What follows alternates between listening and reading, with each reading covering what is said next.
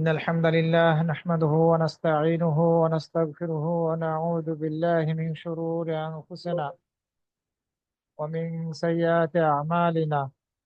من يهده الله فلا مضل له ومن يضلل فلا هادي له. وأشهد أن لا إله إلا الله وحده لا شريك له، وأشهد أن محمدا عبده ورسوله. أما بعد، فإن خير الحديث كتاب الله، وخير الهدي هدي محمد صلى الله عليه وسلم، وشر الأمور محدثاتها، وكل محدثة بدعة، وكل بدعة ضلالة، وكل ضلالة في النار.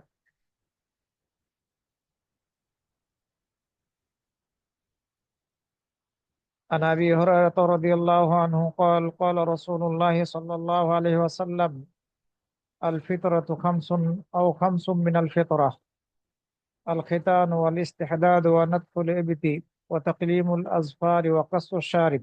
رواه أبو داود والترمذي والنسائي ومسلم والبخاري أيضا. وعن عائشة رضي الله عنها قالت قال رسول الله صلى الله عليه وسلم: عشر من الفطرة: قص الشارب وإعفاء اللحية والسواك والاستنشاق بالماء وقص الأظفار وغسل البراجم ونتف الإبط وحلق الآنة وانتقاص الماء. رواه মুসলিম ও আবু দাউদ ও ইবনে মাজাহ ও তিরমিজি। সমস্ত প্রশংসা মহান রব্বুল আলামিনের জন্য। অতঃপর সালাত ও সালাম পাঠ করছি নবী মুহাম্মদ সাল্লাল্লাহু আলাইহি ওয়াসাল্লাম এবং তার সকল অনুসারীদের প্রতি। আল্লাহুম্মা সাল্লি আলাইহি ওয়া আলাইহিম। সম্মানিত ভাই ও বোনেরা, আজকে আমাদের আলোচনার বিষয়বস্তু হচ্ছে সুনানুল ফিতরা। সুনানুল ফিতরা সৃষ্টিগতভাবে আমরা কিছু নিয়ম কানুন মেনে চলি, যে নিয়ম কানুন গুলো মেনে চলাটা অত্যন্ত গুরুত্বপূর্ণ। তো এই সুনানুল ফিতরা, ফিতরাতি সুন্নাত সমূহ,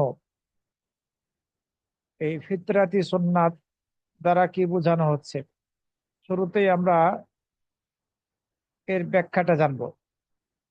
সুন্নানুল ফিতরা হচ্ছে, এগুলো হচ্ছে সেই সব গুণাবলী যেগুলো দিয়ে আল্লাহ রাব্বুল আলামিন মানুষকে সৃষ্টি করেছেন। এই গুণাবলীগুলো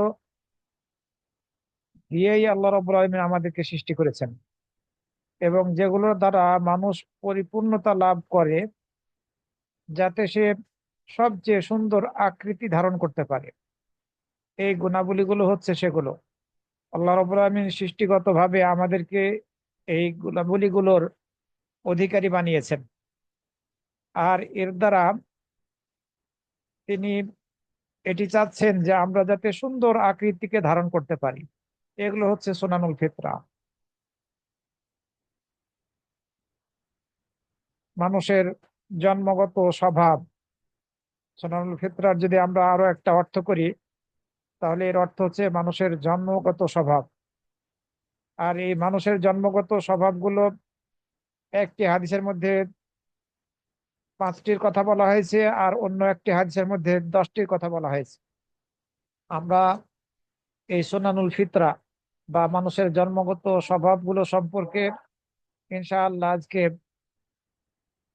আলোচনা করব এবং শুনবো। আবু হুরায়রা রাদিয়াল্লাহু আনহু থেকে বর্ণিত হয়েছে, রাসূল সাল্লাল্লাহু আলাইহি ওয়াসাল্লাম বলেছেন, আল ফিতরাতু খামসুন আও খামসুম মিনাল ফিতরা। ফিতরাত অর্থাৎ মানুষের জন্মগত স্বভাব 5টি: খাতনা করা, খুর ব্যবহার করা, নাভির নিচের যে অবাঞ্ছিত লোমগুলো থাকে এগুলোকে পরিষ্কার করার জন্য, বগলের পশম উপড়ে ফেলা, নখ কাটা, গোঁফ খাটো করা। এই 5টির কথা এই হাদিসের মধ্যে বলা হয়েছে। এই হাদিস বুখারী শরীফের 5891, মুসলিম শরীফের 485 এবং 486, আবু দাউদের 4200, ইবনে মাজাহ 292, তিরমিজির 2756, আর নাসাইর 10 এবং 11 নম্বরে বর্ণিত হয়েছে। খুর ব্যবহার করা, গুপ্তাঙ্গের লোমগুলোকে শেভ করার জন্য, বগলের লোম উঠিয়ে ফেলা, নখগুলোকে কর্তন করা এবং গোঁফকে খাটো করা। কিন্তু অন্য একটি হাদিসের মধ্যে 10টির কথা বলা হয়েছে। আয়েশা রাদিয়াল্লাহু আনহা থেকে বর্ণিত হয়েছে, তিনি বলেন রাসূল সাল্লাল্লাহু আলাইহি ওয়াসাল্লাম বলেছেন, আশরুম মিনাল ফিতরা, 10টি কাজ ফিতরাতের অন্তর্ভুক্ত। আল্লাহ রাব্বুল আমিন এই 10টি কাজকে সৃষ্টিগতভাবে আমাদের মাঝে দিয়ে দিয়েছেন। আমরা প্রত্যেকেই এই 10টি কাজকে গুরুত্ব দিয়ে থাকি জন্মগতভাবে। তো 10টি কাজ হচ্ছে ফিতরাতের অন্তর্ভুক্ত: গোঁফ খাটো করা, দাড়ি লম্বা করা, মেসওয়াক করা, নাকে পানি দিয়ে ঝাড়া, নাক ঝাড়া, নখ কাটা, আঙ্গুলের গিরাগুলো ধোয়া, বগলের পশম উপড়ে ফেলা, নাভির নিচের পশম মুন্ডন করা এবং পানি দ্বারা ইস্তিনজা করা। এই 9টি, আর 10মটি হচ্ছে কুলি করা। এই 10টি হচ্ছে ফিতরাতি আমল। এই 10টি ফিতরাতি আমল সম্পর্কে আমরা আজকে একটু বিস্তারিত জানার চেষ্টা করব। এই যে হাদিসের মধ্যে বলা হলো গোঁফ লম্বা খাটো করা, গুপ্তাঙ্গের লোমগুলো মুন্ডন করা, নখ কাটা, বগলের এই লোমগুলো এগুলো উঠিয়ে ফেলা, এগুলোর জন্য নির্দিষ্ট সময় রয়েছে। ইসলাম নির্দিষ্ট সময় দিয়ে দিয়েছে। এই নির্দিষ্ট সময়ের মধ্যে আমাদেরকে এগুলো দূর করতে হবে, এগুলো থেকে আমাদেরকে পরিষ্কার পরিচ্ছন্ন হতে হবে।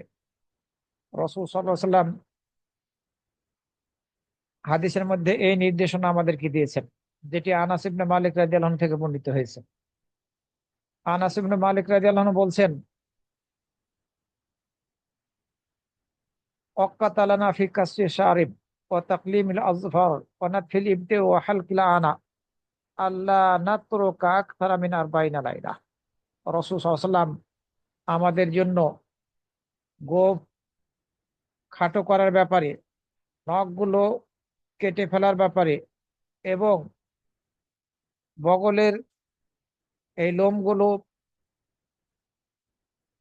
উঠিয়ে ফেলার ব্যাপারে এবং গুপ্তাঙ্গের লোমগুলো মন্ডন করার ব্যাপারে 40 দিন সময়সীমা বেঁধে দিয়েছেন। 40 দিনের বেশি যাতে আমরা এগুলোকে ছেড়ে না রেখে দেই। সর্বোচ্চ 40 দিন। 40 দিনের মধ্যেই আমাদেরকে এগুলো কেটে উঠিয়ে মন্ডন করে পরিষ্কার পরিচ্ছন্ন হতে হবে। রাসূল সাল্লাল্লাহু আলাইহি ওয়াসাল্লাম আমাদেরকে এই নির্দেশনা দিয়েছেন। এই হাদিস মুসলিম শরীফের 487, আবু দাউদের 4202, ইবনে মাজার 295, তিরমিজির 2759 এবং নাসাইর 14 নম্বর হাদিস।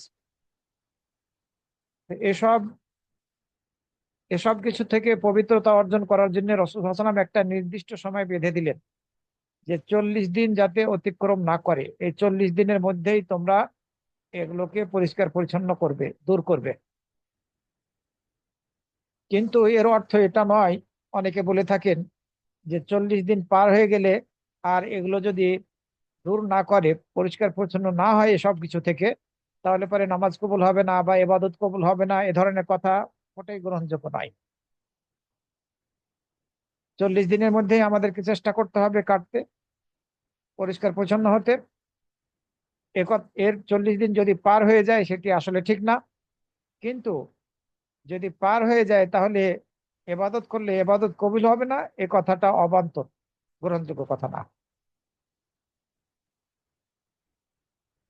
মানুষের শরীরে যেসব পশমগুলো বা লোমগুলো থাকে, চুলগুলো থাকে, এগুলো 3 ভাগে বিভক্ত। এক প্রকারের চুল, যেগুলো শরীয়ত কর্তৃক বিধান দেওয়া হয়েছে যে এগুলি কর্তন করা, এগুলো শেভ করা, মন্ডন করা হারাম। 2 নম্বরের হচ্ছে শরীয়ত কর্তৃক এই নির্দেশনা দেওয়া হয়েছে যে সেগুলোকে খাটো করতে হবে অথবা মন্ডন করতে হবে অথবা উঠিয়ে ফেলতে হবে। 3 নম্বরের হচ্ছে যেগুলোর ব্যাপারে শরিয়ত ইসলাম কোনো নির্দেশনা দেয়নি, চুপ থেকেছে। প্রথম প্রকার যেগুলোর ব্যাপারে বলা হয়েছে সেগুলোকে ছেড়ে দিতে হবে, সেগুলোকে কাটা বা শেভ করা হারাম। এর অন্তর্ভুক্ত হচ্ছে দাড়ি। পুরুষদের জন্য এই দাড়ি কাটা, দাড়ি শেভ করা, মন্ডন করা এটি সম্পূর্ণভাবে হারাম, ইসলামে নিষিদ্ধ। কাটার ব্যাপারে কতটুকু কাটা যাবে না যাবে বিষয়টি পরবর্তীতে ইনশাআল্লাহ আমাদের সামনে আসবে, আজকের আলোচনার মধ্যে ইনশাআল্লাহ। তো এই দাড়ি আমরা শেভ করতে পারবো না, দাড়ি মুন্ডন করতে পারবো না।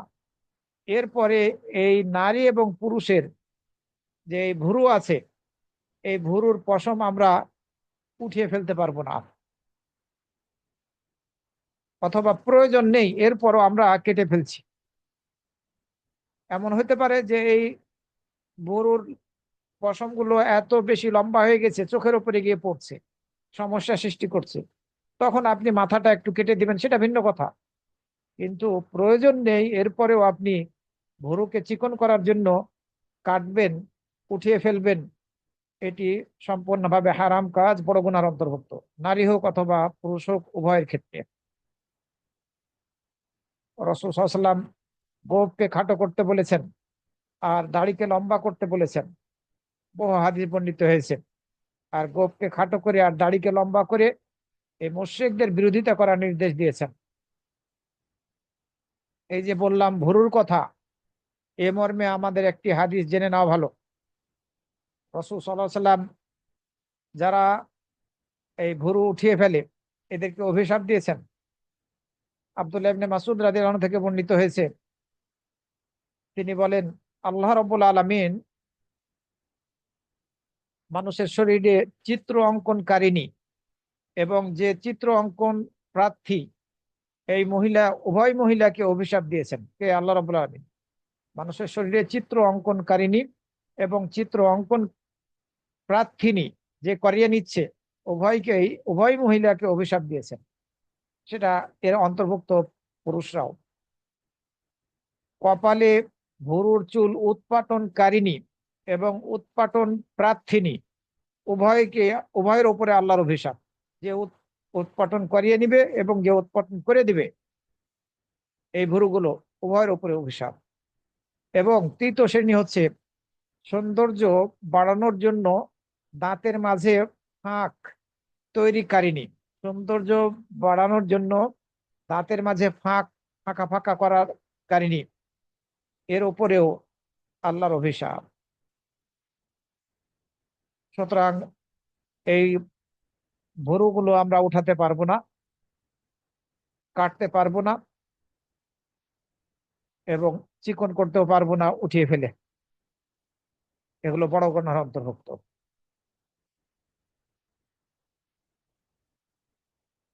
আর শরীয়ত কর্তৃক যেগুলো দূর করতে বলা হয়েছে, যেগুলো থেকে পরিষ্কার পরিচ্ছন্ন হতে নির্দেশ দেওয়া হয়েছে, সেগুলোর অন্তর্ভুক্ত হচ্ছে বগলের নিচের এই যে পশম, লোম, এবং গুপ্তাঙ্গের চারপাশে যে লোমগুলো গজায় সেগুলো, নারী হোক অথবা পুরুষ হোক, উভয়ের ক্ষেত্রে।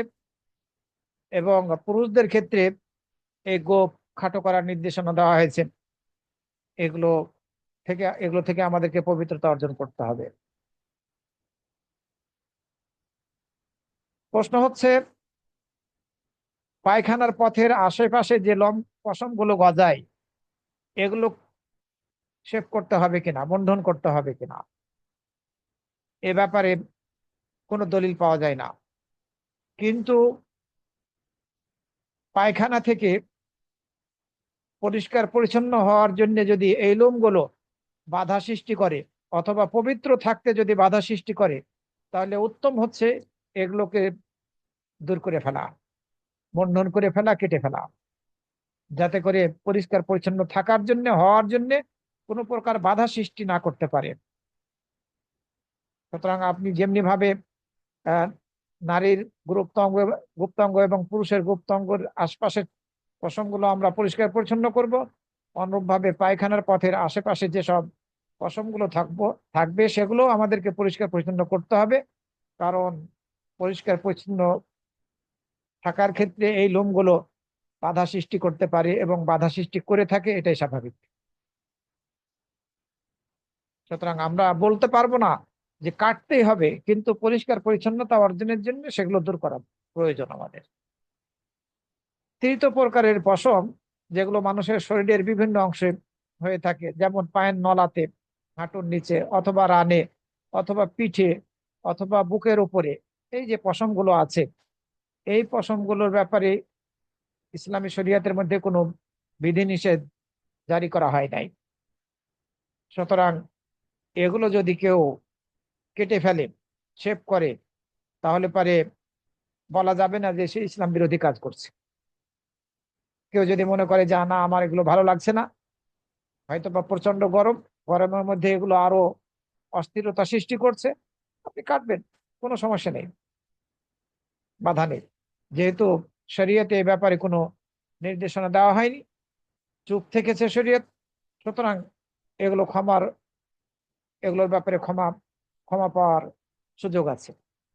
কারণ রাসূল সাল্লাল্লাহু আলাইহি ওয়াসাল্লাম হাদিসের মধ্যে বলেছেন, ওমা সাকাতা আনহু ফাহুয়া আফুবন, আর যে ব্যাপারে ইসলাম চুপ থেকেছে সেটি ক্ষমার উপযুক্ত। সুতরাং শরীরের অন্যান্য স্থানের এই পশমগুলো যদি কেউ কাটে, তাহলে পরে সেটি হারাম কিছু করলো বা এটা নিষিদ্ধ কাজ করলো, এ ধরনের কথা বলা যাবে না। আমরা যখন গুপ্তাঙ্গের লোমগুলো মন্ডন করব, শেভ করব, তখন আমরা যে কোনো কিছু ব্যবহার করতে পারি যেগুলোর দ্বারা এগুলোকে রিমুভ করা সম্ভব। হতে পারে আমরা খুর ব্যবহার করব, ব্লেড ব্যবহার করব, অথবা কোনো ধরনের এমন ক্রিম ব্যবহার করব যেটার দ্বারা হয়তো বা সেগুলো উঠে যাবে, কোনো সমস্যা নেই। তো বা যদি আমরা সক্ষম হই আমাদের বগলের নিচের পশমগুলো উঠিয়ে ফেলতে, তাহলে সেটি চেষ্টা করব। যদি না পারি তাহলে পারে সেক্ষেত্রে আমরা এটিকে মুন্ডন করতে পারবো, শেভ করতে পারবো। সেটা ব্লেডের দ্বারা হতে পারে বা অন্য কোনো কিছুর দ্বারা হতে পারে, অথবা কেটে ছোটও করতে পারি, কোনো সমস্যা নেই। এই হাদিসের মধ্যে যে 10টি ফিতরাতি সুন্নাতের কথা বলা হয়েছে, তার মধ্যে আরেকটি ছিল আল বারাজিম। এই হাতের আঙ্গুলগুলোতে যে গিরাগুলো আছে, জোড়গুলো আছে, এগুলোর এই চামড়াগুলো জমা হয়ে থাকে, এগুলোকে ভালোভাবে পরিষ্কার পরিচ্ছন্ন করতে হবে, যাতে কোনো প্রকার ময়লা আবর্জনা না থাকে। আরো একটি হচ্ছে খেতান, খাতনা করা। খাতনা করা পুরুষদের ক্ষেত্রে ওয়াজিব, এটি ফরজ, করতেই হবে। আর মহিলাদের ক্ষেত্রে এটি মুস্তাহাব। মহিলাদেরও খাতনা করার বিধান আছে, হাদিসের মধ্যে বর্ণিত হয়েছে, সহিহ হাদিস দ্বারা প্রমাণিত, কিন্তু বাধ্যতামূলক না। সব এলাকার, সব অঞ্চলের মহিলাদের খাতনা করার প্রয়োজন পড়ে না। কোনো কোনো দেশ আছে যেখানে হয়তো বা মহিলাদের খাতনার প্রয়োজন পড়ে, আবার কোনো দেশে মহিলাদের খাতনার প্রয়োজন নাও পড়তে পারে। নবী সাল্লাল্লাহু আলাইহি সাল্লাম বলেছেন হাদিসের মধ্যে, সেই ব্যক্তিকে উদ্দেশ্য করে যে ব্যক্তি ইসলাম গ্রহণ করলো, নবমুসলিম, আলকে আনকা শাআরাল কুফরি ওয়াখতাতিন, তুমি এই কুফরির চুলগুলোকে কেটে ফেলো, অর্থাৎ অবাঞ্ছিত পশমগুলোকে তুমি বন্ধন করে ফেলো, আর তুমি খাতনা করো। রাসূল সাল্লাল্লাহু আলাইহি সাল্লাম নবমুসলিম এই ব্যক্তিকে এই নির্দেশ দিয়েছিলেন। আবু দাউদের 356 নম্বর হাদিস। সৌদি আরবের স্থায়ী ফাতোয়া বোর্ড যেটি আছে, তাদের ফতোয়া হচ্ছে এটি, যে পুরুষদের ক্ষেত্রে খাতনা করা ওয়াজিব, আর মহিলাদের জন্য খাতনা করাটা ওয়াজিব নয়, বরং মুস্তাহাব, প্রয়োজন হলে করবে। কারণ হাদিসের মধ্যে বর্ণিত হয়েছে দাহাক ইবনে কয়েস রাদিয়াল্লাহু আনহু থেকে, তিনি বলেন কানাত বিল মাদিনাতি ইমরাতুন, মাদিনায় এক মহিলা ছিল। বলছেন যে মাদিনায় এক মহিলা ছিল, এই মহিলা নারীদের খাতনা করাতো। ইউকালু লাহা উম্মু আতিয়া, এই মহিলার নাম ছিল উম্মু আতিয়া। এই উম্মু আতিয়া মাদিনার মহিলা, সে মহিলাদের খাতনা করাতো।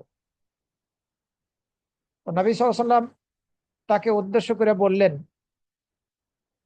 যে তুমি খাতনা করাও, কিন্তু এক্ষেত্রে তুমি যখন খাতনা করাবে মহিলাদের, তখন কাটার ক্ষেত্রে বাড়াবাড়ি করো না, অতিরঞ্জন করো না, সতর্কতা অবলম্বন করার নির্দেশ দেন। অনেক সময় হয়তো বা বেশি করে কেটে ফেলতে পারে, এই জন্য নিষেধ করলেন। কেননা এই কম করে কাটাটা এটি হচ্ছে চেহারার জন্য আনন্দদায়ক, দেখার ক্ষেত্রে আনন্দদায়ক এবং সৌন্দর্যের দিক দিয়ে, পছন্দের দিক দিয়ে স্বামীর নিকটে বেশি পছন্দনীয় এবং বেশি আকর্ষণীয়, এ কথা বললেন। সহিহুল জামিউ সাগীরের 236 নম্বর হাদিস। স্বামীর জন্য, স্বামীর নিকটে এটি বেশি পছন্দনীয়, অল্প করে কাটাটা, বেশি না কাটাটা। সুতরাং তুমি বেশি করে কাটার ক্ষেত্রে বাড়াবাড়ি করো না। লজ্জার কিছু কোনো বিষয় নাই। মা বোনদের গুপ্ত অঙ্গের একটি বাড়তি অংশ থাকে, এই অংশটি কোনো দেশের নারীদের ক্ষেত্রে অনেক বেশি থাকে, কোনো দেশের নারীদের ক্ষেত্রে কম থাকে, ছোট থাকে। তো সেখানে যে দেশে বেশি বড় থাকে সেটি সমস্যা সৃষ্টি করে স্বামী স্ত্রীর সম্পর্কের ক্ষেত্রে, ফলে কাটার প্রয়োজন পড়তে পারে। তো তারা কাটবে, তবে বাধ্যতামূলক না।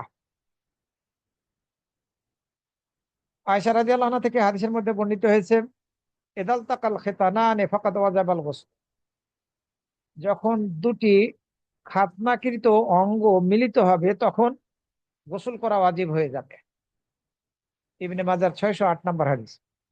যখন দুটি খাতনা করা অঙ্গ, অর্থাৎ পুরুষদের খাতনা করা তো ওয়াজিব, নারীদের অঙ্গটাকেও খেতান বলা হয়েছে, অর্থাৎ সেটিও খাতনা করার উপযুক্ত এবং খাতনা করা তাদের ক্ষেত্রেও বৈধ, এটা বোঝানো হয়েছে। দুটি খাতনা করা অঙ্গ যখন একাত্রিত হবে, মিলিত হবে, তখন গোসল ওয়াজিব হয়ে যাবে, অর্থাৎ সহবাসে স্বামী স্ত্রী যখন মিলিত হবে। আবার আয়েশা রাদিয়াল্লাহু আনহা থেকে আরো বর্ণিত হয়েছে এদা যা ওয়াজাল খিতানুল খিতানা ওয়াজাবাল গোসল, তিরমিজির 109 নম্বর হাদিস। যখন একজনের খাতনাকৃত অঙ্গটি আরেকজনের খাতনাকৃত অঙ্গের সাথে অঙ্গকে অতিক্রম করবে, তখন তার উপরে গোসল করা ওয়াজিব হয়ে যাবে। সুতরাং নারীদেরও খাতনা করার বিধান আছে, তবে সেটি বাধ্যতামূলক না। আবু হুরায়রা রাদিয়াল্লাহু আনহু থেকে বর্ণিত হয়েছে রাসূল সাল্লাল্লাহু আলাইহি ওয়াসাল্লাম বলেছেন ইখতাতানা ইব্রাহিম বা'দা 30 সানা ওয়াখতাতানা বিল কাদুম, ইব্রাহিম আলাইহিস সালাম 80 বছর বয়সের পরে খাতনা করেছিলেন, এবং খাতনা করেছিলেন কুড়াল বা এই কুড়াল জাতীয় কোনো লোহার কিছু দ্বারা, কুড়ালের দ্বারা খাতনা করেছিলেন, নিজের খাতনা নিজেই করেছেন। তো বা এটি হচ্ছে ইব্রাহিম আলাইহিস সালামের আহ সুন্নাতের অন্তর্ভুক্ত। ইব্রাহিম আলাইহিস সালাম 80 বছর বয়সের পরে খাতনা করেছেন কুড়াল দিয়ে। এ হাদিস বুখারী শরীফের 3356 এবং 6298, আর মুসলিম শরীফের 6290 নম্বরে বর্ণিত হয়েছে। আর আমাদেরকে নির্দেশ দেওয়া হয়েছে রাসূল সাল্লাল্লাহু আলাইহি ওয়াসাল্লামের মাধ্যমে আমরা যাতে ইব্রাহিম আলাইহিস সালামের মিল্লাতের তরিকার ইত্তেবা করি, অনুসরণ করি। সূরা নাহলের 103 নম্বর আয়াতের মধ্যে নবী সাল্লাল্লাহু আলাইহি ওয়াসাল্লাম বলেছেন সুম্মা ওয়াহাইনা ইলাইকা আনিত্তাবি' মিল্লাতা ইব্রাহিম হানিফা। আল্লাহ রাব্বুল আলামিন বলছেন সূরা নাহলের 123 নম্বর আয়াতে, অতঃপর আমি তোমার নিকট ওহী করেছি তুমি ইব্রাহিমের মিল্লাতের ইত্তেবা করো, এই কথা বলা হয়েছে। সুতরাং নারী এবং পুরুষ উভয়ের খাতনা করা যায়, পুরুষদের ক্ষেত্রে ওয়াজিব, আর নারীদের ক্ষেত্রে প্রয়োজন হলে এটি মুস্তাহাব, ভালো। খেতনা খাতনাটা কত দিনের মধ্যে করতে হবে? এ মর্মে কোনো সহিহ হাদিস বর্ণিত হয়নি যে খাতনা কতদিনের মধ্যে করতে হবে। তবে দুটি হাদিস বর্ণিত হয়েছে, যে হাদিস দুটি বিতর্কিত। বিতর্কিত যে 7 দিনের দিনে, শিশু যখন 7 দিনের হবে তখন পুরুষদের ক্ষেত্রে বলা হচ্ছে তখন তার খাতনা করে ফেলতে হবে 7 দিনের দিন। জাবের রাদিয়াল্লাহু আনহু থেকে বর্ণিত হয়েছে, রাসূল সাল্লাল্লাহু আলাইহি ওয়াসাল্লাম হাসান এবং হোসেন রাদিয়াল্লাহু আনহুমার খাতনা করেছিলেন 7 দিনের দিন, কিন্তু এই হাদিস দুর্বল। জাবের রাদিয়াল্লাহু আনহু থেকে বর্ণিত হয়েছে। আরো একটি হাদিস বর্ণিত হয়েছে আব্দুল্লাহ ইবনে আব্বাস রাদিয়াল্লাহু আনহু থেকে, যে খাতনা করাটা 7 দিনের দিন, শিশু ছেলের খাতনা করাটা 7 দিনের দিন, এটি সুন্নাত। ওই দিন নাম রাখবে, ওই দিন খাতনা করবে, আরো যে সব কাজগুলো কথা আছে, এটি হচ্ছে সুন্নাত, সুন্নাতের অন্তর্ভুক্ত। এই হাদিসও দুর্বল, কিন্তু এই দুই হাদিসকে একত্রিত করার ফলে হয়তোবা এই এর দ্বারা হাদিসটার শক্তি একটু বৃদ্ধি পায়। এই দুই হাদিস একত্রিত করলে এক হাদিস আর এক হাদিসকে কিছুটা হলেও শক্তি যোগায়। এ কারণে কোনো কোনো আলেম বলেছেন 7 দিনের দিন কোনো ছেলের যদি খাতনা করা হয় তাহলে করাতে পারবে, যদি করানো সম্ভব হয়, কোনো সমস্যা সৃষ্টি না হয়, তাহলে পরে করাতে কোনো বাধা নেই। আর যদি সমস্যা মনে করে তাহলে পরবর্তীতে করবে, সেক্ষেত্রেও কোনো সমস্যা নেই, কারণ এই হাদিস বিতর্কিত, সহিহ হাদিস নয়, দুর্বল হাদিস। সম্মানিত ভাইরা, আমরা দাড়ি ছেড়ে দেওয়ার কথা 10টি ফিতরাতি আমলের অন্তর্ভুক্ত পেয়েছি। এই দাড়ি লম্বা করাটা এটি হচ্ছে ওয়াজিব। দাড়ি বন্ধন করা অথবা শেভ করা এটি হারাম, কেননা এর দ্বারা আল্লাহর সৃষ্টিকে পরিবর্তন করা হয়, আর আল্লাহর সৃষ্টিকে পরিবর্তন করাটা হচ্ছে শয়তানের কাজের অন্তর্ভুক্ত। এই দায়িত্ব শয়তান নিয়েছে। সূরা নিসার 119 নম্বর আয়াতের মধ্যে শয়তান বলেছিল, ওয়ালা আমুরান্নাহুম ফালা ইউগাইয়িরুন্না খালকাল্লাহ, আর অবশ্যই আমি তাদেরকে নির্দেশ দেব, তারা আল্লাহর সৃষ্টিকে পরিবর্তন করবে। এই দাড়িকে মুন্ডন করা, শেভ করা এটি হারাম। যদি কেউ শেভ করে তাহলে আল্লাহর সৃষ্টিকে পরিবর্তন করা হয়। এই এটি শয়তানের কাজের অন্তর্ভুক্ত, আর এই দায়িত্ব শয়তান নিয়েছে। আমরা যাতে শয়তানের ওয়াসওয়াসায় পড়ে আমাদের দাড়িকে শেভ না করি। শয়তান বর্তমান যুগে আরো একটা এই পরিবর্তন করার পন্থা বেছে নিয়েছে, সেটি হচ্ছে ট্রান্সজেন্ডার। নারী বলছে আমি তো পুরুষের মতো, আর পুরুষ বলছে আমি নারীর মতো। এভাবে নিজেদেরকে পরিবর্তন করার চেষ্টা করতেছে। নারী বলতেছে আমি পুরুষের মতো, আর পুরুষ বলছে আমি নারীর মতো। তো এগুলো শয়তানের ওয়াসওয়াসা। শয়তান এভাবে নির্দেশ দিচ্ছে তাদেরকে যে তোমরা এরকম মনে করো, এই মনে করার দ্বারা আল্লাহ সৃষ্টিকে পরিবর্তন করো। শয়তান এই দায়িত্ব নিয়েছেন। ওই সূরা নিসার 119 নম্বর আয়াতে ওই ওই দায়িত্ব যারা শয়তানের অনুসরণ করছে তারা এটা করছে। আমাদের দেশে কিছু নারীবাদী মহিলা সম্ভবত এই এ ধরনের দায়িত্ব পালন করা শুরু করেছে। নারীদের অধিকারের কথা বলে সরকার কাছে কিছু প্রস্তাবনা উপস্থাপন করেছে। নারী নারী সংস্কার কমিশন নামে একটি কমিশনের মাধ্যমে। আল্লাহ হয় তাদের এদেরকে হেদায়েত দান করুক, আর তা না হলে আল্লাহ এদের বিচার করুক। এরা বহু কোরআন বিরোধী, আল্লাহর আইন বিরোধী তারা প্রস্তাবনা উপস্থাপন করেছে বহু বহু কিছুর ক্ষেত্রে। নারীদের অধিকার বা নারী সংস্কারের নামে, নারীদের অধিকারের দোহাই দিয়ে নারী সংস্কারের নামে তারা এই ধরনের কর্মকাণ্ড করছে। শয়তানের কাজ, কোরআন বিরোধী। এরা যদি তওবা করে না ফিরে না আসে তাহলে এদেরকে কোনোভাবেই মুসলিম বলা যাবে না, এরা অমুসলিম, কাফের হয়ে গিয়েছে। দাড়ি শেভ করাটা, বন্ধন করাটা, এটি এর দ্বারা নারীদের সাথে সাদৃশ্যতা গড়ে উঠে। আর রাসূল সাল্লাল্লাহু আলাইহি ওয়াসাল্লাম হাদিসের মধ্যে বলেছেন, রাসূল সাল্লাল্লাহু আলাইহি ওয়াসাল্লাম অভিশাপ দিয়েছেন সেই সব পুরুষদেরকে যারা নারীদের সাথে সাদৃশ্যতা গড়ে তোলে, এবং সেই সব নারীদেরকে অভিশাপ দিয়েছেন যে সব নারীরা পুরুষদের বেশ ধারণ করে, পুরুষদের সাথে সাদৃশ্যতা গড়ে তোলে। সেটি পোশাক আশাকের ক্ষেত্রে হতে পারে, এবং আপনার দাড়ির ক্ষেত্রে হতে পারে, বা অন্য কোনো কিছুর ক্ষেত্রে হতে পারে, চুলের ক্ষেত্রে হতে পারে। হয়তো বা একজন পুরুষ নারীদের মতো চুল রাখছে, আবার একজন মহিলা হয়তো বা পুরুষদের মতো চুল রাখতেছে, প্রকাশ্যে ঘোরাফেরা করছে পুরুষদের মতো, এভাবে বেশ ধারণ করতেছে, চুলের ক্ষেত্রে, পোশাকের ক্ষেত্রে, অন্যান্য ক্ষেত্রে। এই সবার উপরে আল্লাহর অভিশাপ। রাসূল সাল্লাল্লাহু আলাইহি ওয়াসাল্লাম অভিশাপ দিয়েছেন সবাইকে।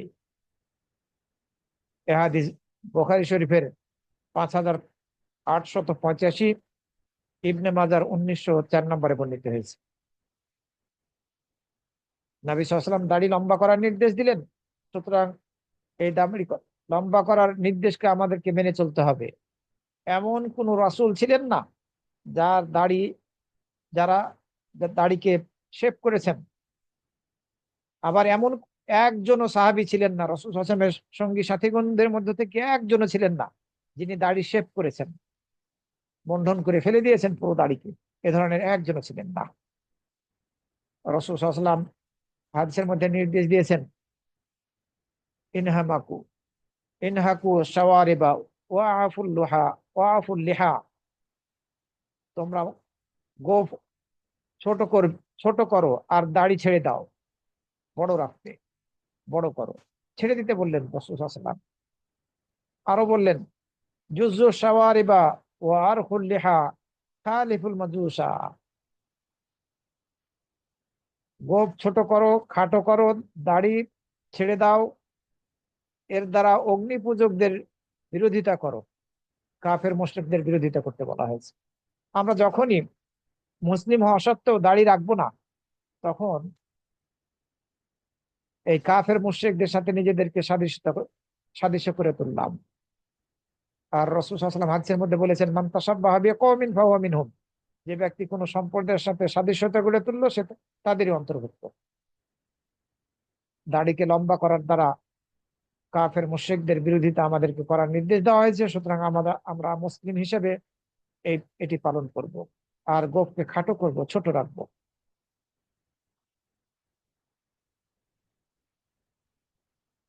এই যে দাড়িকে লম্বা করার কথা বলা হলো, আমরা কতটুকু লম্বা করব? পুরোপুরি ছেড়ে দিব, নাকি এক মুষ্টির উপরে যেটা থাকবে সেটি আমরা কাটতে পারবো? এই বিষয়টা বিতর্কিত। তবে আব্দুল্লাহ ইবনে উমর রাদিয়াল্লাহু আনহু থেকে বর্ণিত হয়েছে, তিনি নবী সাল্লাল্লাহু আলাইহি ওয়াসাল্লাম থেকে বর্ণনা করেছেন যে তোমরা দাড়িকে ছেড়ে দিয়ে আর গোঁফকে খাটো করে মুশরিকদের বিরোধিতা করো। আর এই ইবনে উমর রাদিয়াল্লাহু আনহু যখন হাজ অথবা উমরা করতেন, তখন তিনি তার দাড়িগুলোকে এক মুষ্টি পরিমাণ ধরে বাড়তি অংশটা কেটে ফেলতেন। ওমর রাদিয়াল্লাহু আনহু নিজেই এই তার দাড়ির এক মুষ্টি ধরে এই মুষ্টির বাইরের যে অংশটা থাকতো সে অংশটা কেটে ফেলতেন। এই হাদিস বুখারী শরীফের 5892 নম্বরে বর্ণিত হয়েছে। এই সাহাবী আব্দুল্লাহ ইবনে উমর রাদিয়াল্লাহু আনহু আমল ছিল এটি। তিনি হাদিস বর্ণনা করছেন যে দাড়িকে লম্বা করার ব্যাপারে আর গোঁফকে খাটো করার ব্যাপারে। আবার হাজ উমরা সম্পূর্ণ করার পরে এক মুষ্টির বাইরের যে অংশটা দাড়ি থাকতো সেটাকে কেটে ফেলতেন। এই হাদিসের কারণেই কিছু আলেম ওলামারা বলছেন, যেমন শাইখ আলবানী রহমতুল্লাহ আলাইহি বলছেন যে এক মুষ্টির উপরে দাড়ি থাকলে সেটি কেটে ফেলাটা ওয়াজিব। উনি মানে কেটে ফেলাকে ওয়াজিব বলেছেন, এ কথা বলেছেন। কিন্তু অন্য আলেম ওলামারা ওনার সাথে একমত না, কাটার পক্ষে মত দেন নাই। যেমন শাইখ ইবনে বাজ, শাইখ উসাইমিন রাহিমাহুমুল্লাহ, ওনার সাথে একমত পোষণ করেন। যাই হোক, আমরা বলবো না যে এক মুষ্টির উপরে দাড়ি কাটলে সেটি সেটি কাটাটা ওয়াজিব, এ কথা আমরা বলবো না। তবে আমরা জানতে চাই যে আব্দুল্লাহ ইবনে ওমর রাদিয়াল্লাহু আনহু যেভাবে এক মুষ্টির উপরে দাড়ি কেটেছেন, অনুরূপ ভাবে আরো কেউ এভাবে তাদের দাড়ি কেটেছেন কিনা, বাড়তি অংশগুলো এই এক মুষ্টির উপরের ছেটে ফেলেছেন কিনা, এটি আমাদের জানা দরকার। বুখারী শরীফের মধ্যে বর্ণিত হয়েছে, আমরা জানলাম। এছাড়া আবু দাউদের 2357 নম্বরে বর্ণিত হয়েছে, মারওয়ান ইবনু সালেম আল মুকাফফা, মারওয়ান ইবনু সালেম আল মুকাফফা উনি বলছেন যে আমি আব্দুল্লাহ ইবনে উমারকে দেখেছি, তিনি তার দাড়িকে এক মুষ্টি পরিমাণ ধরলেন, এরপরে আহ বাড়তি অংশ তিনি কেটে ফেললেন, এক মুষ্টির নিচের অংশটা তিনি কেটে ফেললেন। তবে আপনি মুষ্টি ধরবেন কিভাবে? আপনি যদি মনে করেন যে না আমার দাড়ি অনেক লম্বা, ও আব্দুল্লাহ ইবনে উমর রাদিয়াল্লাহু আনহু থেকে যেহেতু বর্ণিত হয়েছে, আমি এক মুষ্টির উপরে যেটা থাকবে, বাইরে যেটা হবে সেটা আমি কেটে ফেলবো। আপনাকে এই থুতনির নিচ থেকে এক মুষ্টি পরিমাণ এ, ধরতে হবে।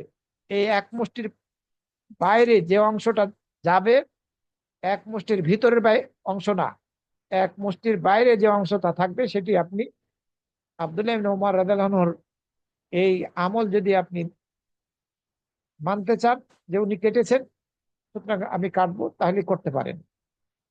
অনেক আলেম ওলামারা এই ব্যাপারে মতামত দিয়েছেন, কিন্তু কাটতেই হবে ওয়াজিব, শেখ আলবানী রহমতুল্লাহ আলাইহি যেটা বলেছেন সেটার সাথে আমরা একমত না। যেমনি ভাবে আব্দুল্লাহ ইবনে উমর রাদিয়াল্লাহু আনহু থেকে বর্ণিত হয়েছে সহিহ সূত্রে, তিনি কেটেছেন এক মুষ্টির বাইরের অংশ। অনুরূপ ভাবে আব্দুল্লাহ ইবনে আব্বাস রাদিয়াল্লাহু আনহু থেকেও বর্ণিত হয়েছে, আব্দুল্লাহ ইবনে আব্বাস রাদিয়াল্লাহু আনহু থেকে বর্ণিত হয়েছে, উনিও আব্দুল্লাহ ইবনে আব্বাস রাদিয়াল্লাহু আনহু এই আয়াতের ব্যাখ্যায় সূরা আল হাজ্জের 29 নম্বর আয়াত, সুম্মাল ইয়াকদু তাফাথাহুম, তারপর তারা যেন পরিষ্কার পরিচ্ছন্ন হয়। এই হজের সময় যখন হজ সম্পূর্ণ করবে তখন পরিষ্কার পরিচ্ছন্ন হবে, লোম কেটে ফেলবে, পবিত্র হওয়ার পরে, আহ হালাল হওয়ার পরে আহ, মাথার চুল কাটবে, অন্য স্থানের চুলগুলো কেটে ফেলবে, পরিষ্কার পরিচ্ছন্ন হবে। তো এই পরিষ্কার পরিচ্ছন্ন হবে হতে গিয়ে কোন চুলগুলো কাটবে? ওয়াল ইয়াকদু তাফাসাহুম, এই আয়াতের এই অংশের ব্যাখ্যায় আহ যেটি আব্দুল্লাহ ইবনে আব্বাস রাদিয়াল্লাহু আনহু থেকে বর্ণিত হয়েছে, এর দ্বারা বোঝানো হচ্ছে মাথার চুলকে নাড়া করা, গোঁফকে খাটো করা, বগলের চুলকে উঠিয়ে ফেলা, এবং গুপ্তাঙ্গের চুলগুলোকে শেভ করা অথবা মুন্ডন করা, নখ কাটা, এবং এই যে দাড়ি আছে, দাড়ির চারপাশে ছড়িয়ে ছিটিয়ে থাকা, এটাকে কেটে ফেলা, অর্থাৎ এক মুষ্টির উপরে যেটা থাকবে সেটা কেটে ফেলা। কিছু তাবে থেকেও বর্ণিত হয়েছে, যেমন মোহাম্মদ ইবনু কাব আল কুরাদি, উনিও এই আয়াতের ব্যাখ্যায় বলেছেন যে গোঁফ এবং দাড়ির এই এক মুষ্টির উপরের অংশটা কেটে ফেলতে হবে। আয়াতের মধ্যে ওয়াল ইয়াকদু তাফাসাহুম, এই দাড়ির বাড়তি অংশটা কাটটাও এর অন্তর্ভুক্ত। সহিহ সূত্রে এগুলো বর্ণিত হয়েছে ওনাদের থেকে। মুজাহিদ আরো একজন তাবি, ওনার থেকেও বর্ণিত হয়েছে সহিহ সূত্রে, ওনারা কেটেছেন। আরো মুহারিবি আব্দুর রহমান ইবনে মুহাম্মদ, ওনার থেকেও বর্ণিত হয়েছে যে এই আয়াতের তাফসিরে, ব্যাখ্যায়, যে এই এক মুষ্টির উপরের অংশ যেটা দাড়ি থাকবে সেটি কাটা যাবে। এছাড়া আরো অনেকের থেকে এই ধরনের বর্ণিত হয়েছে যে তারা এক মুষ্টির উপরে কেটেছেন, দাড়িকে এক মুষ্টির উপরে অতিরিক্ত অংশটা কেটে ফেলেছেন। এইসব আসার গুলো, সাহাবীদের আমল এবং তাবেঈদের আমলগুলো প্রমাণ করে। শেখ আলবানী রহমতুল্লাহ আলাইহি বলছেন যে এগুলো প্রমাণ করে যে দাড়ির এক মুষ্টির উপরে থাকলে সেটি কেটে ফেলাটা এটি সালাফদের নিকটে পরিচিত বিষয় ছিল, তারা এটি করতেন। কারণ আব্দুল্লাহ ইবনে আব্বাস, আব্দুল্লাহ ইবনে উমার, আবু হুরায়রা রাদিয়াল্লাহু আনহু, ওনারা হাদিসকে লম্বা করার, দাড়িকে লম্বা করার হাদিস বর্ণনা করেছেন, দাড়িকে ছেড়ে দেওয়ার হাদিস বর্ণনা করেছেন, আবার ওনারাই এই দাড়ির এক মুষ্টির বাইরের অংশটাকে কেটে ফেলেছেন। এ কারণে শেখ আলবানী রহমতুল্লাহ বলছেন যে এটি সালাফে সালেহীন নিকটে পরিচিত বিষয় ছিল যে এক মুষ্টির উপরের অংশটা কেটে ফেলতে হবে। আর এ কারণেই তিনি এই মতামত দিয়েছেন যে অবশ্যই কেটে ফেলতে হবে। আমরা অবশ্যই এর সাথে সম্পৃক্ত হতে চাই না।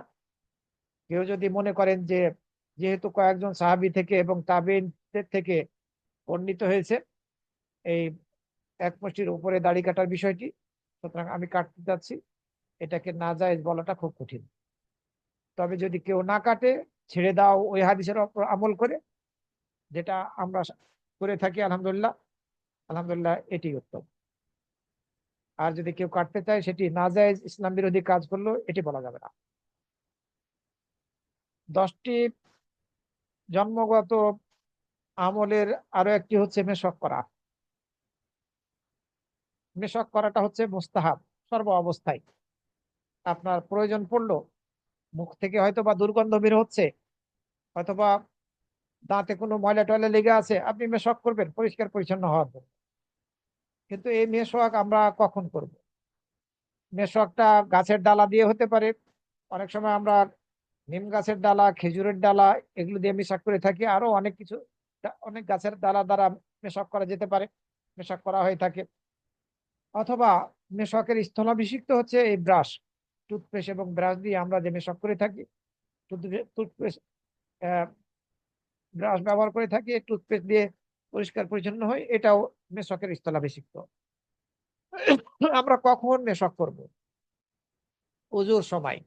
আবু হুরায়রা থেকে বর্ণিত হয়েছে নবী সাল্লাল্লাহু আলাইহি ওয়াসাল্লাম বলেছেন, আমি যদি আমার উম্মতের জন্য কঠিন মনে না করতাম, তাহলে অবশ্যই আমি তাদেরকে প্রত্যেকটা ওযুর সময়ে মেশক করার নির্দেশ দিতাম। কিন্তু কঠিন মনে করেছেন, এই জন্য নির্দেশ দেননি। প্রত্যেকবার ওযু করার সময় মেশক করার তিনি নির্দেশ দিতেন, যদি তিনি তার উম্মতের জন্য কঠিন মনে না করতেন।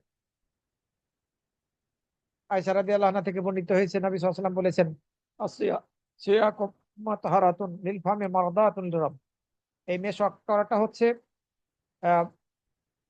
মুখকে পবিত্রকরণ আর রবকে সন্তুষ্টিকরণ। মেশকের দ্বারা মুখটা পবিত্র হয়, মেশকের দ্বারা মুখকে পবিত্র করা যায়, আর আল্লাহ রাব্বুল আলামিনের সন্তুষ্টি অর্জন করা যায় এই পবিত্র অর্জনের দ্বারা। তো ওযুর পূর্বে আমরা মেশক করার চেষ্টা করব। আবার অন্য হাদিসের মধ্যে বর্ণিত হয়েছে সালাতের সময়, নামাজের সময় মেশক করার কথা বলা হয়েছে। আবু হুরায়রা রাদিয়াল্লাহু থেকে বর্ণিত হয়েছে নবী সাল্লাল্লাহু আলাইহি ওয়াসাল্লাম বলেছেন, লাউলা আন আশুক্কা আলা উম্মতি, আমি যদি আমার উম্মতের জন্য কঠিন মনে না করতাম, তাহলে অবশ্যই আমি তাদেরকে প্রত্যেকটা সালাতের সময় মেশক করার নির্দেশ দিতাম। এই হাদিস বুখারী এবং মুসলিম শরীফের মধ্যে বর্ণিত হয়েছে। প্রত্যেকটা সালাতের সময়, প্রত্যেকটা সালাতের সময় মেশক করার নির্দেশ দিতাম। এর অর্থ এটা নয় যে কাতারে দাঁড়িয়ে আপনি মেশক করা শুরু করবেন, সালাতে যাচ্ছেন তার আগে আপনি মেশক করে কাতারে দাঁড়ান। ওটাই মানুষের দৃষ্টিকটু থেকে, আহ মানুষের নিকটে অপছন্দনীয় একটা কাজ করা থেকে আপনি বেঁচে থাকতে পারবেন। অনেক আরবরা ওই নামাজে কাতারবন্দি হওয়ার পরে মেশক করতেছেন, আসলে এটা না করলেই ভালো। নামাজে দাঁড়ানোর আগেই, কাতারবন্দি হওয়ার আগেই যদি উনি মেশক করেন তাহলে কোনো বাধা নেই। কারণ রাসূল সাল্লাল্লাহু আলাইহি ওয়াসাল্লাম হাদিসের মধ্যে বলেছেন, আমি যদি আমার উম্মতের উপরে কঠিন মনে না করতাম, তাহলে প্রত্যেকটা সলাতের সময় মেশক করার নির্দেশ দিতাম। এর অর্থ এটা নয় যে কাতারে দাঁড়িয়ে মেশক করতে হবে। আরো একটি সময় হচ্ছে মেশক করা, সেটি হচ্ছে কোরআন তেলাওয়াতের সময়। আলী রাদিয়াল্লাহু আনহু থেকে বর্ণিত হয়েছে, তিনি বলেন, আমাদেরকে রাসূল সাল্লাল্লাহু আলাইহি ওয়াসাল্লাম মেশক করার নির্দেশ দিয়েছেন এবং বলেছেন, আমাদেরকে রাসূল সাল্লাল্লাহু আলাইহি ওয়াসাল্লাম মেশক করার নির্দেশ দিয়েছেন, বা আমাদেরকে নির্দেশ দেওয়া হয়েছে মেশক করার। আর রাসূল সাল্লাল্লাহু আলাইহি ওয়াসাল্লাম বলেছেন, ইন্নাল আবদা ইযা কামা ইউসাল্লি আতাহু মালাকুন।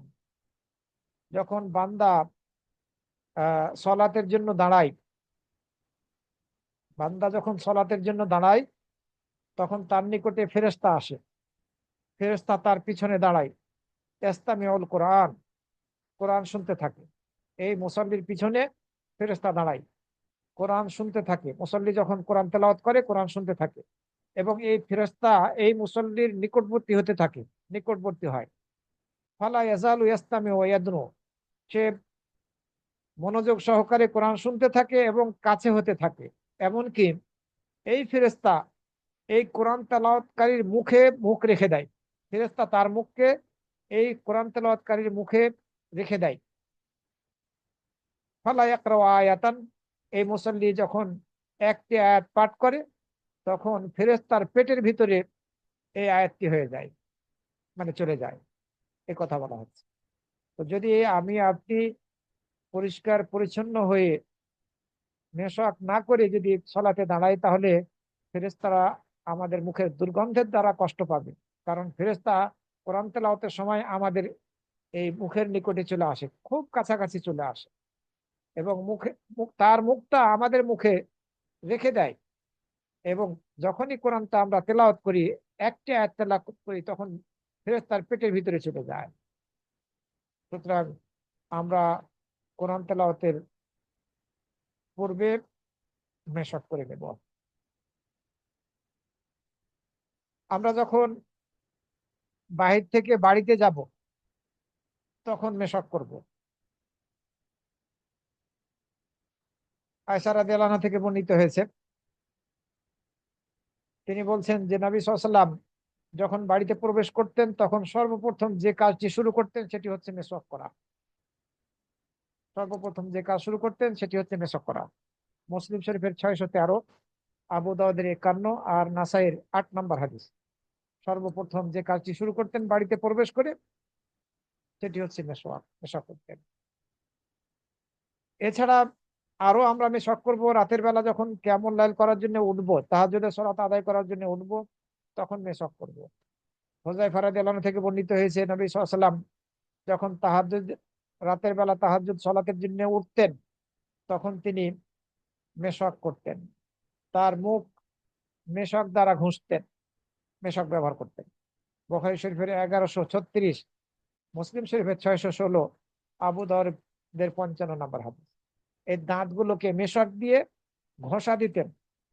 ইয়াসুসু ফাহু বিসওয়াক, মেশক দিয়ে তার দাঁতগুলোকে ঘষা দিতেন, অর্থাৎ পেশক করতেন রাতের বেলা যখন তাহাজ্জুদের সালাত আদায় করার জন্য উঠতেন। সুতরাং রাতে উঠে আমরা মেশক করে তারপরে আমরা সালাতের জন্য দাঁড়াবো। তো মেশকের ক্ষেত্রে এই বিষয়গুলি প্রয়োজন ছিল আমাদের জানা। আমরা জানলাম যে মেশক করাটা 10টি ফিতরাতি আমলের, জন্মগত আমলের অন্তর্ভুক্ত। কারো হয়তো বা মাথার চুল অথবা দাড়ি অথবা গোঁফ, এগুলো এগুলো থেকে কোনো একটা পশম, লোম বা চুল পেকে গিয়েছে, এই পাকা চুল উঠিয়ে ফেলাটা ঠিক না, এটি ঠিক না। কারণ রাসূল সাল্লাল্লাহু আলাইহি ওয়াসাল্লাম হাদিসের মধ্যে বলেছেন, লা তানফিতু শাইবা, মা মিন মুসলিমিন ইয়াশিবু শাইবাতান ফিল ইসলাম ইল্লা কানাত লাহু নূরান ইয়াউমাল কিয়ামাহ।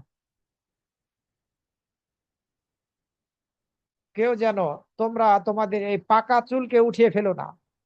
পাকা চুলকে, দাড়ি হোক, গোঁফ হোক, অথবা মাথার চুল হোক, এগুলোকে উঠিয়ে ফেলতে রাসূল সাল্লাল্লাহু আলাইহি ওয়াসাল্লাম নিষেধ করলেন। মা মিন মুসলিমিন ইয়াশিবু শাইবাতান ফিল ইসলাম, ইসলামের মধ্যে কোন মুসলিম ব্যক্তির চুল যদি পেকে যায়, তাহলে এই চুলটা তার জন্য কিয়ামতের দিন আলো স্বরূপ হয়ে যাবে, নূর স্বরূপ হয়ে যাবে। অন্য হাদিসের মধ্যে বর্ণিত হয়েছে, এই একটি চুলের বিনিময়ে তার জন্য একটি নেকি লিখে দেবেন আল্লাহ রাব্বুল আলামিন, এবং তার একটি গুনাহ মোচন করে দিবেন একটি চুলের বিনিময়ে। সুতরাং এই পাকা চুল উঠিয়ে ফেলাটা এটি কোনোভাবেই গ্রহণযোগ্য নয়। হয়তোবা অনেকেই আমরা এরকম করে থাকি না জানার কারণে। যখন জানলাম তখন এখন থেকে আমাদের এই ধরনের করাটা উচিত হবে না। রাসূল সাল্লাল্লাহু আলাইহি ওয়াসাল্লাম নিষেধ করেছেন পাকা চুল উঠাতে। কোনো মুসলিম ব্যক্তি যদি তার পাকা চুল, কোনো একটা চুল পেকে যায়, তাহলে এটি তার জন্য কিয়ামতের দিন নূর স্বরূপ হবে। একটি নেকি লাভ করবে, আল্লাহ রাব্বুল আলামিন একটি নেকি এই চুলের কারণে লিখে দিবেন, আর একটি গুনাহ মোচন করে দিবেন।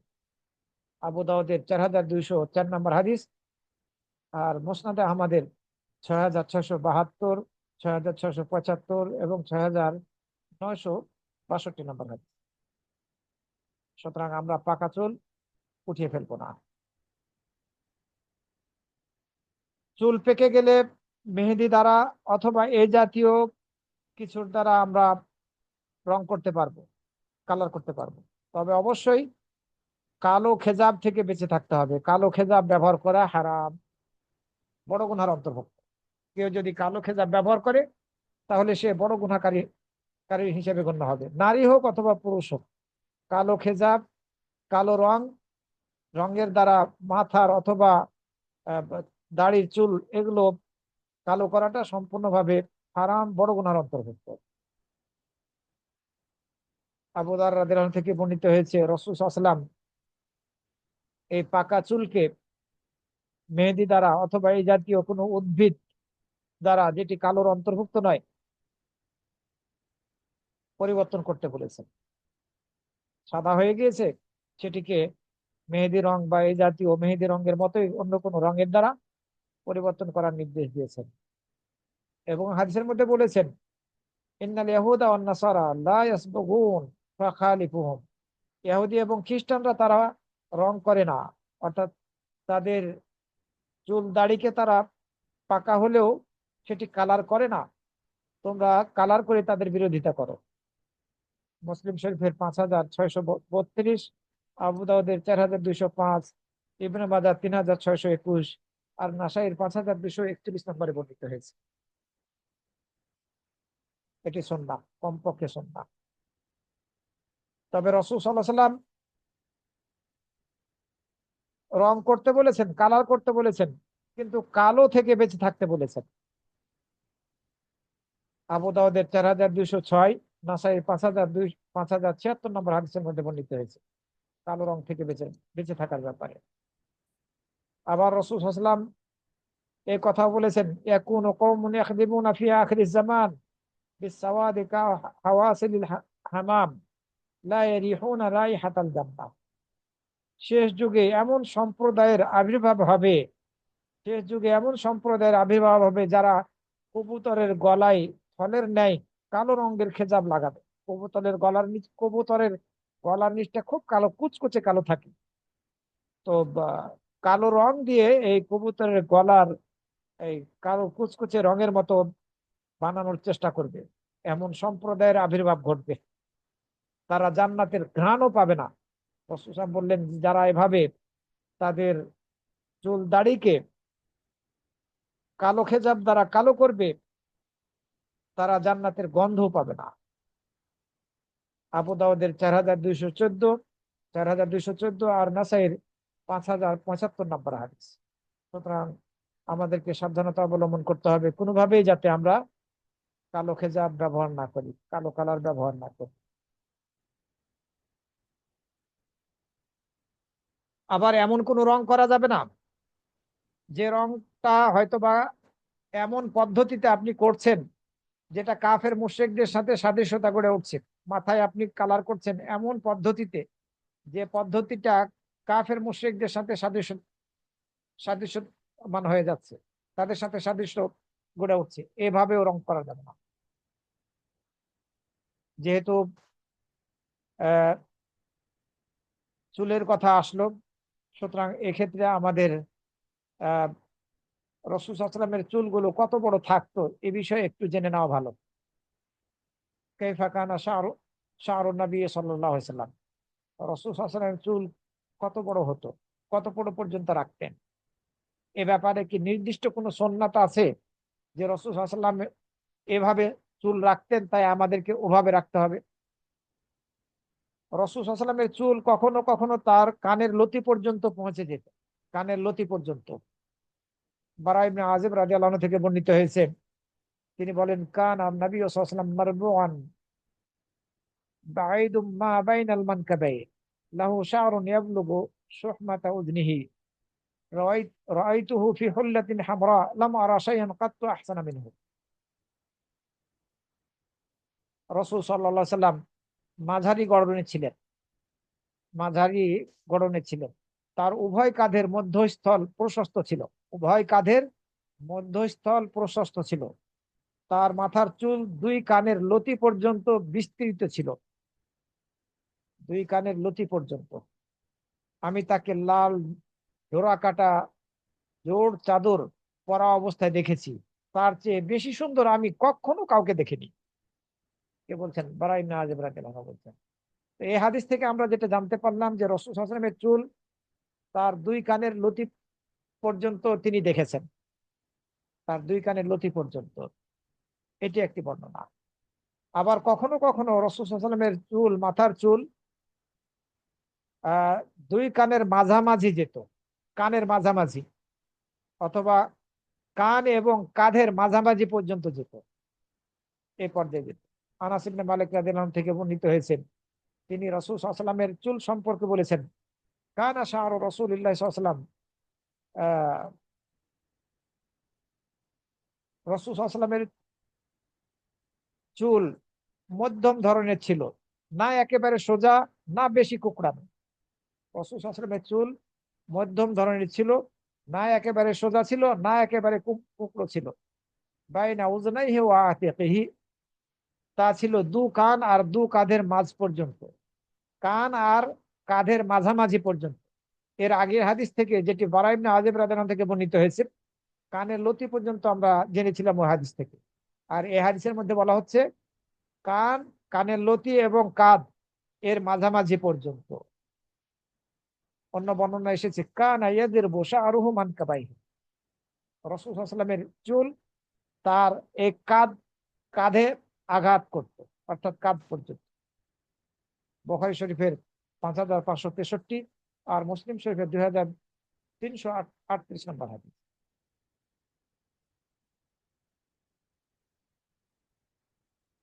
এছাড়া বুখারী শরীফের 5565, 5565 এবং মুসলিম শরীফের 2337 নম্বর হাদিস আমরা যদি দেখি তাহলে পেয়ে যাব। আবার অন্য হাদিসের মধ্যে বর্ণিত হয়েছে, যেটি মুসলিম শরীফের মধ্যে এসেছেন, রাসূল সাল্লাল্লাহু আলাইহি ওয়াসাল্লামের চুল এই কানের মাঝামাঝি, আমাদের কানটা একটু লম্বা প্রত্যেকেরই, এই কানের উপর থেকে কানের লতি পর্যন্ত, এই দুইয়ের মাঝামাঝি পর্যন্ত রাসূল সাল্লাল্লাহু আলাইহি ওয়াসাল্লামের চুল যেত। অনেকগুলি পদ্ধতি আমরা জানতে পারলাম। এক বর্ণনায় পেলাম কানের লতি পর্যন্ত, আর এক বর্ণনায় পেলাম এই কানের লতি আর ঘাড়ের মাঝামাঝি, আর এক বর্ণনায় পেলাম ঘাড় পর্যন্ত, ঘাড়ের কাঁধ পর্যন্ত চলে যেত, আর এক বর্ণনায় পেলাম কানের মাঝামাঝি এ পর্যন্ত। চারটি বর্ণনা আমরা এখানে পাচ্ছি, চারটি বর্ণনা পাচ্ছি আমরা। এর থেকে বোঝা যাচ্ছে যে রাসূল সাল্লাল্লাহু আলাইহি ওয়াসাল্লামের চুলগুলো নির্দিষ্টভাবে একই পজিশনে থাকতো না। অথচ আমাদের সমাজের মধ্যে কিছু লোক বাবরি চুল ছেড়ে রাখে, আর তারা বলে যে এটি রাসূল সাল্লাল্লাহু আলাইহি ওয়াসাল্লামের সুন্নাত এভাবে রাখাটা। একটাকে নির্দিষ্ট করে নিয়েছেন, মোটেই সঠিক না। রাসূল সাল্লাল্লাহু আলাইহি ওয়াসাল্লাম যখন মক্কায় আগমন করলেন, উম্মে হানি রাদিয়াল্লাহু আনহা থেকে বর্ণিত হয়েছে, যখন রাসূল সাল্লাল্লাহু আলাইহি ওয়াসাল্লাম মক্কায় আগমন করলেন, তো তখন তার মাথার চুলে 4টি গুচ্ছ ছিল, 4টি বেনি পাকানো ছিল রাসূল সাল্লাল্লাহু আলাইহি ওয়াসাল্লামের চুলে, 4টি বেনি পাকানো ছিল। এই হাদিস তিরমিজির 1781, আবু দাউদের 4191, আর ইবনে মাজাহ 3631 নম্বরে বর্ণিত হয়েছে। বর্তমানে এই আমল নেই, সাহাবীদের থেকে এটি প্রমাণিত হয় না যে তারা এই বেনি করেছেন তাদের চুলের ক্ষেত্রে। কিন্তু মক্কায় যখন রাসূল আগমন করেছিলেন, গিয়েছিলেন, তখন তার চুলের 4টি বেনি ছিল, তিনি 4টি গুচ্ছ করে রেখেছিলেন তার চুলকে। মানে এটি রাসূল সাল্লাল্লাহু আলাইহি ওয়াসাল্লামের জন্য, রাসূল সাল্লাল্লাহু আলাইহি ওয়াসাল্লাম থেকে প্রমাণিত একটি সুন্নাত। প্রয়োজন হলে সেরকম পুরুষও করতে পারে, তবে এটির উপরে আমল মুসলিমদের মাঝে পাওয়া যায় না। রাসূল সাল্লাল্লাহু আলাইহি ওয়াসাল্লাম কিভাবে তার চুলকে আহ চুল আঁচড়াতেন, কিভাবে রাখতেন তার চুলকে? আব্দুল্লাহ ইবনে আব্বাস রাদিয়াল্লাহু আনহু থেকে বর্ণিত হয়েছে, রাসূল সাল্লাল্লাহু আলাইহি ওয়াসাল্লাম তার চুল পিছন দিকে আঁচড়ে রাখতেন, আর মুশরিকরা চুল দুভাগে ভাগ করে সিথি কেটে রাখতো। রাসূল সাল্লাল্লাহু আলাইহি ওয়াসাল্লাম এই তার চুলকে সামনের দিকে, কপালের দিকে ঝুলিয়ে দিতেন, ভাগ করতেন না। মুশরিকরা তাদের চুলকে ভাগ করতো ডানে এবং বামে।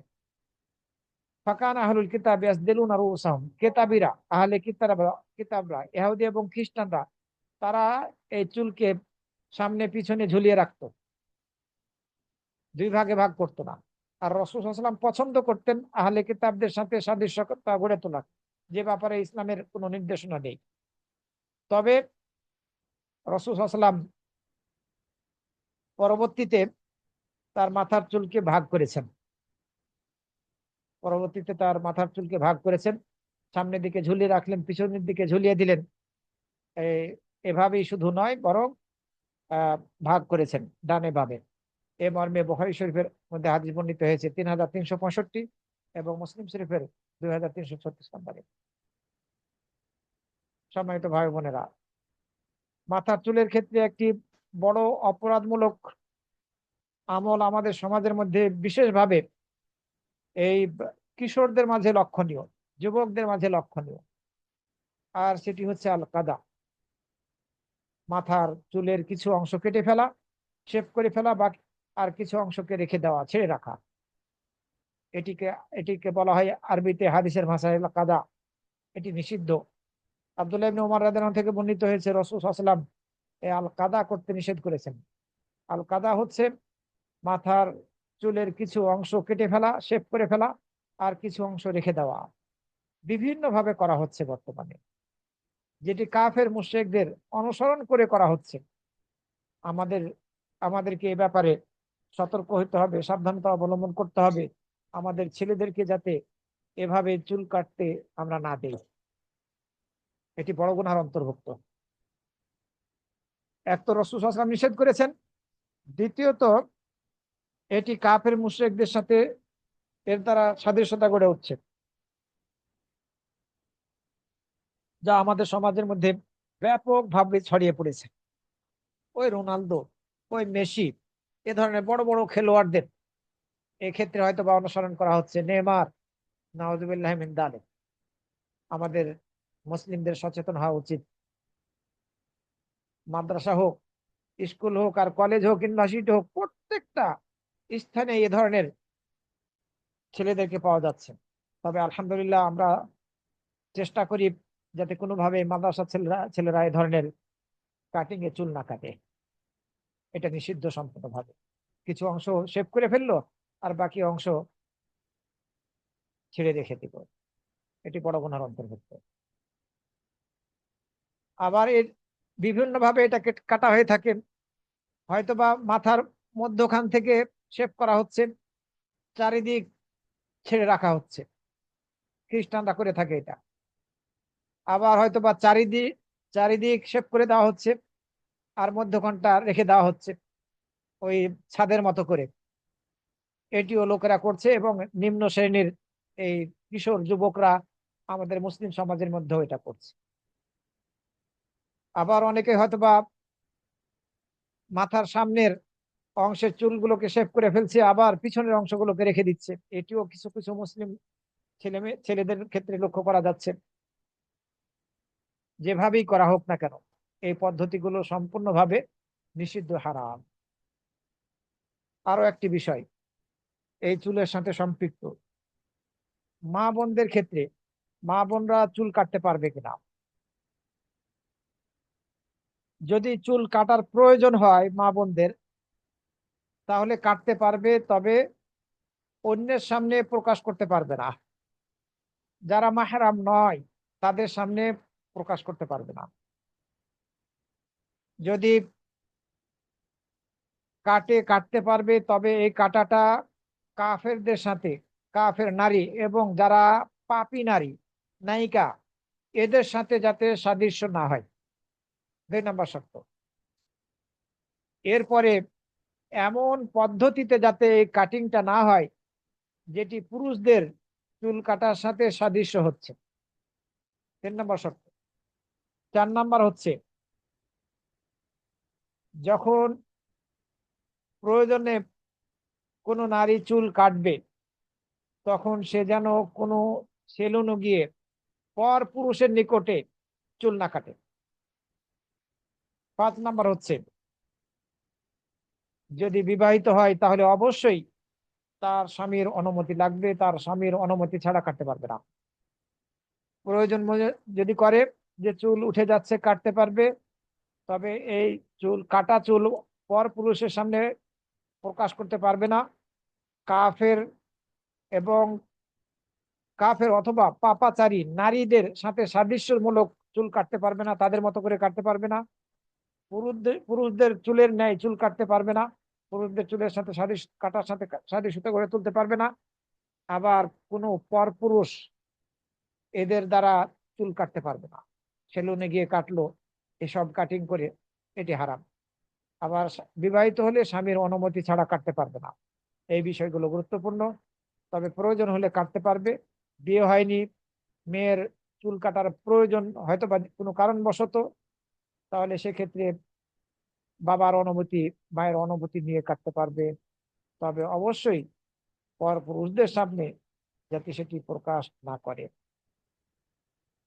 স্বামী হয়তো বা অনুমতি দিচ্ছে যে তুমি চুলগুলোকে কেটে সুন্দর হও, আমি সেটা পছন্দ করি, কোনো বাধা নেই, কাটতে পারবে, কাটতে বাধা নেই। কারণ নবী সাল্লাল্লাহু আলাইহি ওয়াসাল্লামের স্ত্রীগণ তাদের চুল কেটেছেন, এ মর্মে হাদিস বর্ণিত হয়েছে মুসলিম শরীফের 320 নম্বর হাদিস। 320 নম্বর হাদিস। কাঁধের কাঁধের নিচ পর্যন্ত, কাঁধ এবং কাঁধের সামান্য কিছু নিচ পর্যন্ত চুল রেখে বাকিটুকু কেটে ফেলেছেন, বাকিটা কেটে ফেলেছেন রাসূল সাল্লাল্লাহু আলাইহি ওয়াসাল্লামের স্ত্রীগণ, এ মর্মে হাদিস বর্ণিত হয়েছে। হয়তোবা তারা কেটেছেন প্রয়োজনের তাগিদে, সুতরাং মহিলারা চুল কেটে ফেলতে পারবে না, বিষয়টি এমন নয়। তবে যে শর্তগুলোর কথা বললাম সেগুলো অবশ্যই আমাদেরকে খেয়াল রেখে সেটা করতে হবে। আবার আহ, প্রয়োজনে আহ, আপনার এই হয়তোবা মহিলারা কানের লতি পর্যন্ত রাখলো, এরপরে এর বাইরের অংশটা কেটে ফেললো, এভাবে কাটতে পারবে, সমস্যা নেই। এগুলোকে হারাম বলা যাবে না। তবে প্রয়োজন না হলে না কাটাই উত্তম, নিঃসন্দেহে। আমরা যদি না কাটতে পারি তাহলে সেটি আমাদের জন্য কল্যাণকর। আমরা আজকে যে বিষয়ে আলোচনা করলাম সেটি হচ্ছে যে 10টি সুন্নাত, জন্মগতভাবে যে 10টি আমল আমাদের করণীয় এবং বর্জনীয়, এই বিষয়গুলো আমরা জানলাম। আল্লাহ রাব্বুল আলামিন এগুলো যাতে আমাদেরকে যেভাবে বর্ণিত হয়েছে সেভাবে করার তৌফিক দান করেন। আকুলু কওলি হাদা ওয়া আস্তাগফিরুল্লাহ লি ওয়া লাকুম ওয়া লিসাইরিল মুসলিমিন।